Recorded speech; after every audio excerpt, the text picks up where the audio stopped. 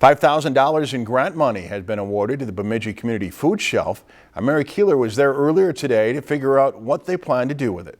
The Bemidji Community Food Shelf has had some financial challenges this year. This year has been one of the toughest.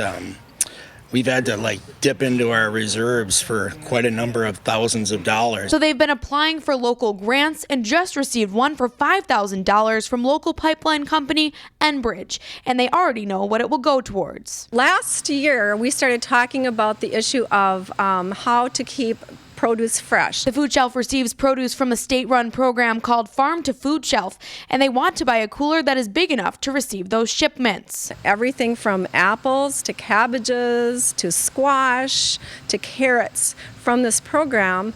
And often we get them in totes, which are very large containers that come on pallets. And when a shipment comes into the food shelf, workers have to unload everything by hand. This cooler would eliminate that job, which would help us keep that produce longer and keep it fresher for our clients. The cost of the cooler runs from $25,000 to $30,000, and once they get it, they plan to save energy where they can. So we can use it when we need it and then turn it off to conserve our utilities. And during this holiday season, volunteers at the food shelf are happy to provide this service to their neighbors. I'm lucky enough not to have to utilize the food shelf, but I'm glad that I'm able to be there to help other people. Reminding people who need help that the community is there. In Bemidji, Mary Keeler, Lakeland News.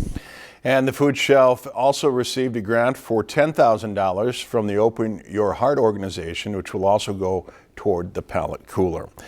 If you've enjoyed this segment of Lakeland News, please consider making a tax-deductible contribution to Lakeland Public Television.